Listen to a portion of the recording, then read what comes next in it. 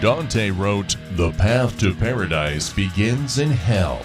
Join Deacon Don Prendergast and David Fortin as they discuss the tools men need to build the domestic church and the spiritual weapons to defend it. This is Through the Fire. Hey everybody, welcome to this episode of Through the Fire. This is a special time of the year. It's a time of the year I really love. Deacon Don, how about you? Merry Christmas, Merry Christmas to you. Who sings that? I don't know who sings that. I don't know, but let's keep it that way. Okay, all right. Hey Dave, how you doing? Merry Christmas. I'm doing well, Deacon. Good to be with you. This is my favorite time of year. Yeah? How much snow you got down there in Florida? Oh, we got tons and tons and tons of zero snow. Yeah, nothing. Good. I see people putting fake snow on their windows. It's making me a little bit homesick for the Catskill Mountains where I used to live. That stuff is a nightmare. I did that to my wife one year and she couldn't get it off. And yeah, she was not happy with me.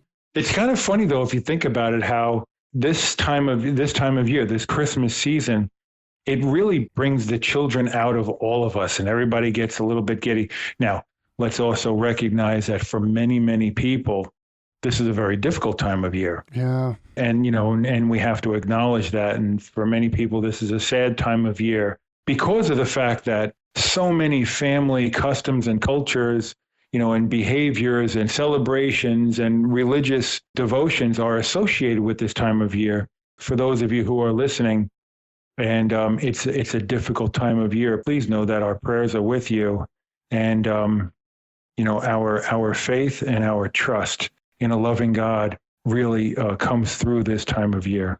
Yeah, this is a tough time of year for people. So if you are feeling that way, please reach out to somebody, the clergy. Yes. Reach out, get some help. Yes, absolutely. Yes. But it is a happy time of the year. So it is a joyful time of year. Now, I've heard, we've all heard that we are Easter people. And as Catholics, we focus on the resurrection. We are Easter people. I remember I was spending time with some Franciscans, some Capuchins, and they had this beautiful Christmas celebration where they had a living nativity scene and all of that. It was gorgeous. It was wonderful. But this one particular priest, Father Tom, I remember him saying to me that as Franciscans, they are very incarnational in their spirituality. And so Christmas is really a wonderful, wonderful time of year for the Franciscans. But you know what I didn't know? And I had spoken with a guy named Joe McLean on my podcast. Christmas is also a penitential time of the season. Okay. Well, yeah. I mean, I never thought of that. So being that it's a time of penance, well, I can understand that, yes, because as some of you may know, 2 times during the year, the church goes out of its way to offer the sacrament of confession. They go out of their way to offer the sacrament of confession during Advent and during Lent in preparation for Christmas and in preparation for Easter. You're right. I misspoke. Christmas is not the Christmas season. Let's talk about that a little bit. There's a difference between the Advent season and Christmas. It was Advent. Yes. It's Advent that is more penitential. Well, it is. It is. Now, one of the things that we should also think about here is, I can, although, Dave, I can see a penitential opportunity during the Christmas, actually, it wouldn't be during Christmas season. It would be during Advent season. I can see a penitential opportunity because if we think about it, during the Advent season, we are preparing ourselves for the birth of our King. We're preparing ourselves for the birth of Christ. And so with that in mind, this is why when we look at the Advent wreath, we have the 4 candles, the 4 weeks of Advent. 3 of them are purple, and one of them is not pink, but rose. Okay, rose color. All right, we'll call it pink. So one candle is pink. And the reason why it's pink is, and it's the 3rd week. Okay, it's not the 4th week, it's the 3rd week of Advent. The reason why it's pink is because it's deliberately supposed to be a mingling of the purple of Advent, and purple is a penitential color. And so it's a mingling of the purple of Advent, the purple of the season, along with the white of the Christmas season. And we see that also play out again during Lent. The third week of Lent, we see the purple of the season Lent mingling with the white of the season of Easter. And so we can take a look at both Advent and Lent as being penitential seasons, because the idea is something really amazing is going to happen. Well, it already did happen, but we're celebrating it again. Something amazing is about to happen, and we need to get ready. In fact, when we are recording this, Dave, we're recording this on November 17th. And I want to say this is the 34th week in ordinary time. I hope I have that right. But the readings this weekend are all about getting ready. The readings this weekend are all about, the Messiah is going to come, the second coming of Christ. And we go from the Old Testament to the New Testament. And it's all about getting ready and getting ready. And so as we move through, what is it that we're getting ready for? And that's an important thing to think about. So we're getting ready for the answer to all of our prayers. That's probably the best way to look at this. We are getting ready to receive the answer to all of the prayers that we've been asking. Dave, one of the things that I don't think enough people pay enough attention to, in the Bible, we have this book, the book of Lamentations. I remember the first time that I was a lector before I was ordained a deacon, and I was so nervous, and I'm getting up to the lectionary, I'm getting up to read for Mass, and it was a reading out of the book of Lamentations. And it wasn't out of the book of Lamentations. The word lamentation was in the reading, and of course, I messed it up. Instead of saying Lamentations, I said laminating. So it's not the book of laminating. It's the book of lamentation. And so what's important about the relationship between lamentation, the book of Lamentation, and Christmas, the birth of Christ. If we think about this, the Israelites, they were in exile for hundreds of years, and they were suffering, and they were without a country. They were without a temple, and they were lost. It was called the dispersia. They were scattered. And so during the time of the book of Lamentations, you have even internal wars going on. And so there's a lot of people who were suffering really, really bad. And to lament, it means to sob and cry. And I don't think we spend enough time, even today, respecting the value in lamenting. Because it's important, God would not give us something that was not of value. And so I would start off by saying, and for those that are having a difficult time this season, it's okay. It's okay to sob. It's okay to cry. It's okay to cry out to God and to yell at him. He's got big shoulders. He can handle it. I guarantee you. You want to yell at God, go for it. He can handle it. Open your heart, pour everything out in front of him. It's okay. He can handle it. I guarantee you. In fact, I will be so bold as to say, I bet he wants to hear it from you. I bet he wants to hear, just like he wanted to hear it from the ancient Israelites. It's okay to lament. It's okay to sob. And so the season of Advent is our time to prepare. And part of that preparation is not only doing an interior examination of conscience, but also take a look at what's not working for you. Take a look at in your life that which is genuinely unjust, genuinely painful and sorrowful. Give it to God. I mean, find yourself an opportunity to really unload and give it to him. I'm not saying that you should walk away. I'm not saying that you should turn your back. I'm not saying that you should curse God. What I am saying is give him your tears. He can handle it. And then rest in his arms. Let the Holy Mother, let her comfort you the way only a mother can. Let Jesus take upon himself all of your pain, all of your suffering. So the birth of Christ really is the answer to all of our needs and all of our wants. The birth of Christ really is the solution to all the suffering and the pain that's in the world.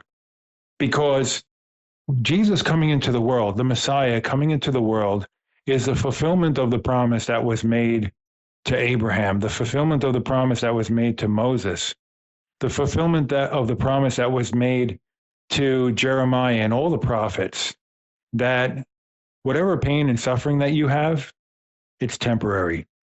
It's temporary. I guarantee you it's temporary. There is more to life than what you see around you. There is more than what's happening around you. There's a whole nother life to look forward to. And so by staying in relationship with Christ, by being in friendship with him and by being in relationship with him, it's not so much that the suffering is not going to happen. There were plenty of saints throughout the ages who suffered. You know, Paul was imprisoned. All of the apostles, except for John, were executed. I mean, there's plenty of suffering to go around. Maximilian Kolbe in the concentration camp, plenty of suffering to go around. But what Jesus says is, death is not the end. The suffering is an opportunity for sanctification and holiness. And so Jesus coming into the world, think of it, let me put it to you this way. By God, by the second person in the Trinity, leaving absolute paradise and coming into this world, coming into this life, taking upon himself flesh of our nature, taking upon himself human flesh. That act of God stepping outside of perfection and bliss and entering into this life of suffering and pain, that act elevates humanity to a level of the divine. I think it was John Paul the Great. I think it was St. John Paul the Great that said, within the face of Christ, within Jesus's face, we see both the human face of God and the divine face of man. And so by God coming into his own creation, by God stepping out of eternal bliss and coming into this life, by the Word becoming flesh, it fulfills the promise that our life and our existence is so much more than what we see around us. Deacon, I got to ask you about that divine face of man. Now, there are religions out there, and I believe the Mormons are one of them, that believe that we will become gods in our next life. Explain that divine nature of mankind. So the short answer is no. We are not gods. We will not become gods. What we are creatures. God is not a creature. God is a creator. And so there is no way that a creature can become the creator. Okay?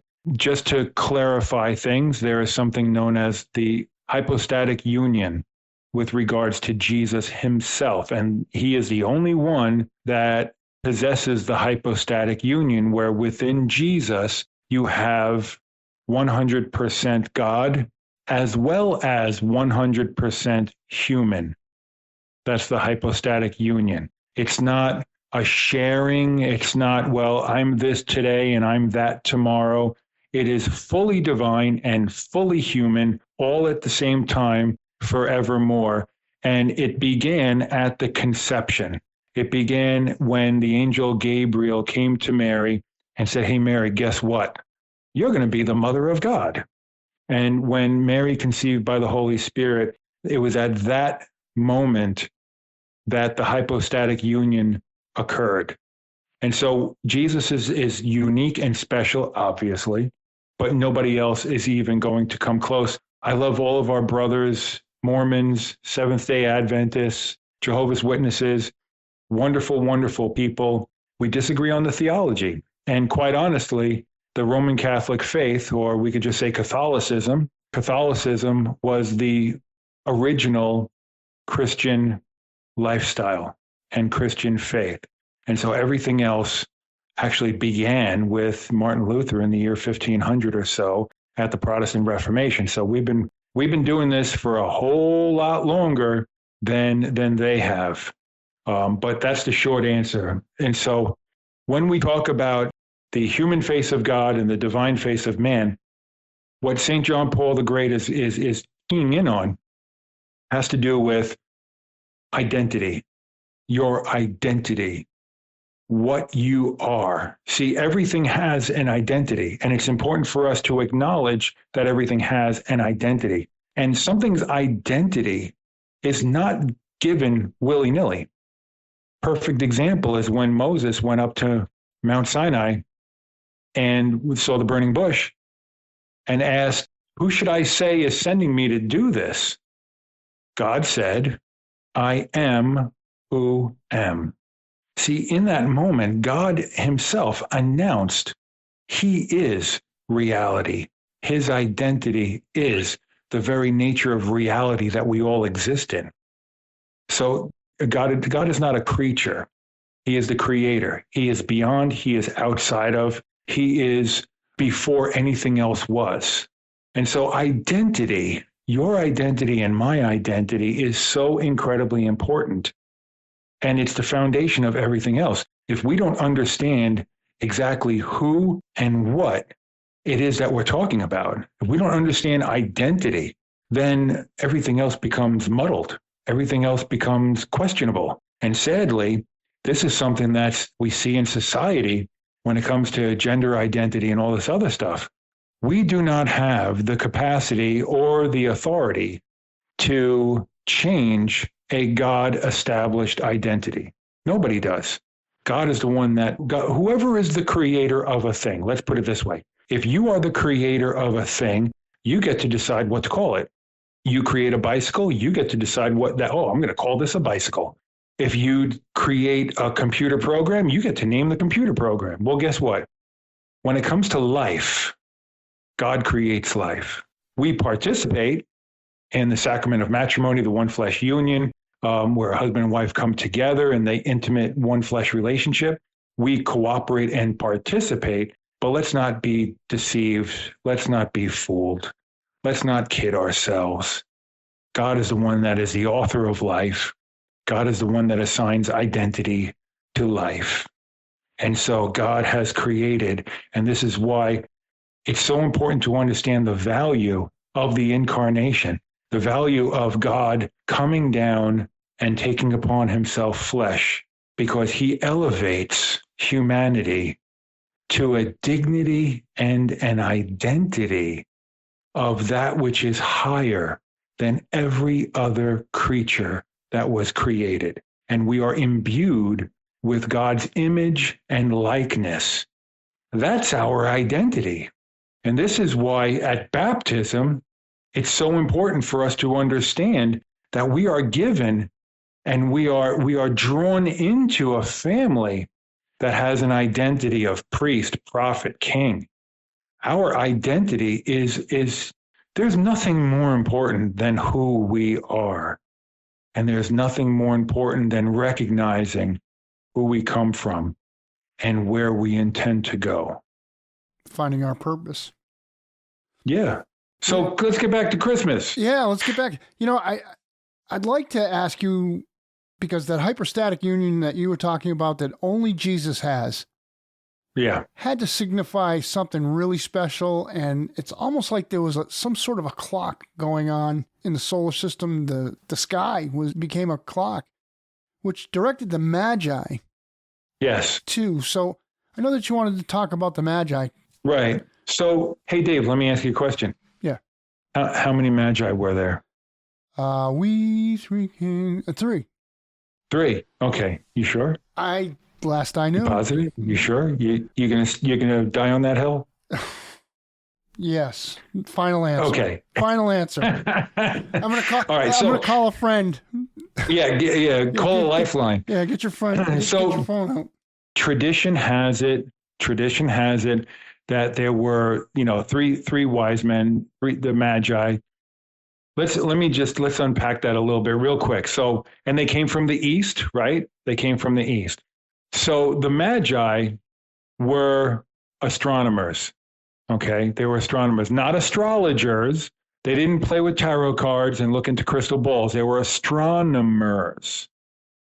And so being astronomers, all they did was they looked at the night sky and they watched the movement of the stars and the planets, and they were watching the constellations, and they were observing, and as astronomers, and let's understand something also. It really has only been until recently, like maybe the last couple of 100 years, that societies had a lesser influence on religion. See, prior to maybe a couple of 100 years ago, every society had a religious kind of relationship with whoever their god or deity was. Because, I mean, quite honestly, it really wasn't until the Industrial Revolution that most societies are all agricultural societies of some sort. And believe me, when you spend everything you've got to plant a crop and then a storm comes along and wipes everything out, you start thinking real quick, what did I do to tick off God? And so agricultural societies throughout the millennia were always somewhat religious. So the Magi, the wise men from the East, or the three kings, this is a society of astronomers who would look at the sky and try to understand ancient prophecies and how do they tie into, because when you go back through the Old Testament, you'll find repeated over and over again this notion of seeing the signs in the sky. And so the Magi were a group of folks that would do that. Now, what do you think would be the most important sign for the ancient Israelites to be looking for? Oh, they were looking for the Messiah. Yeah, exactly. And to our Jewish brothers and sisters, God bless you, God love you. They're still looking for the Messiah. They're still looking and still waiting for the Messiah to arrive. Mm-hmm. And so that's what these guys were doing. And so they would dedicate their entire life to watching the stars and the movements of the planets. Now, Dave, it's interesting. Using science. Yeah, well, absolutely. Then, they were writing star maps and yeah. And what's kind of wild, if you think about it, there were no telescopes. Yeah. There were no telescopes. So they would be looking into reflection pools. Imagine like a brass or, bronze or whatever, gold, giant bowl of water. Yeah. And then they would be observing the reflection of the stars and the movement of the planets in that reflection bowl, the reflection water. And from that, they would be making maps and writing down notes and watching the movement and seeing, what convergence is taking place. And, this constellation is rising, that constellation is intersecting with this. And, Dave, there's this really good documentary movie that I think everybody should check out, especially this time of year. For anybody that's if anybody that's really interested in this part of what we're talking about, there's a movie that I think you can watch it on YouTube. I think it's free on YouTube, but it's called The Star of Bethlehem. The Star of Bethlehem. So The Star of Bethlehem, it's a really good presentation. It's done by this guy he's a Protestant lawyer. And he tells his story about how he came to study the Star of Bethlehem. And from his studies, he unlocks all of these things that he never knew. And he really understands, was there a new star in the sky? And I don't want to ruin the story for you, but come to find out, well, yes, there was a new star in the sky. And it was when, Jupiter did this and this other moon did that and this other planet did that. And they all converged together in such a way that the reflection of light off of each other made them appear like a new star in the sky. And so I encourage everybody to check that out. But, Dave, what I also want to talk about, so we're saying three wise men, three magi. And the reason why we're saying that is quite honestly because of the three gifts. Because when they showed up in front of Jesus, they presented three gifts. And I'm sure you remember what the three gifts are, right? Yeah, I think one of them was an Xbox, the other was a pair of Nike Jesus joggers, and a Guitar Center gift card.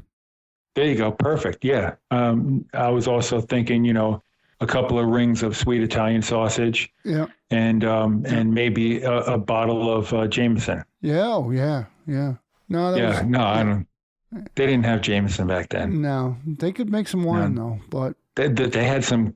Jesus made some killer wine. he sure did. He did. He made some killer wine. But that's a later story. No, that's another story for another time. Yeah. No, so I know. So I know what the gifts were. I really do. It was frankincense, myrrh, and gold, frankincense, and myrrh. Yeah, gold, frankincense, and myrrh. And no, I know. And the three gifts are very significant. So if we have the Magi and they're looking for the Messiah, and they're watching the stars, and they see things happening that are giving them sign after sign after sign, eventually it gets to the point where it was so compelling that they had to pack up their camels and head west, because these were the wise men from the east. So that means they traveled west. Yeah. And so they packed up the camels, and we actually don't know how many people were in the caravan. We actually don't know. It could have been dozens. We have no idea. That's why I thought it was a trick question. Yeah, we actually have no idea how many were in the caravan. We just know that there were three gifts, and we do have the names of three Magi that are attributed to the three gifts. Do we know where they came from? Was it Persia? One was from Persia, one was from Ethiopia, and one was from another place that it eludes me right now. Okay. But so they came from, and you got to figure this is like a community of astronomers. Yeah. That's all the time we have this week. Tune in next week at this same time for the conclusion of this broadcast. Don't forget to check out Deacon Don Prendergast on Facebook at Through the Fire. You want to check them out on YouTube, just go to Through the Fire with Deacon Don Prendergast, Rumble at Deacon Don, and you can always check both of us out at www.castingthe.net. Go there and check out the Through the Fire page, and please leave a question that you'd like for us to answer. Yes, and also, Dave, if I can jump in here. Yep. Whatever radio station you're hearing this show on, let the radio station know what you think. Send an email. And share the program with other people. Well, Deacon, when we come back from the break, we'll continue our conversation about the Magi and the Christmas spirit. Merry Christmas. The preceding program was the Spirit of Truth Radio Arts original program for CastingThe.net.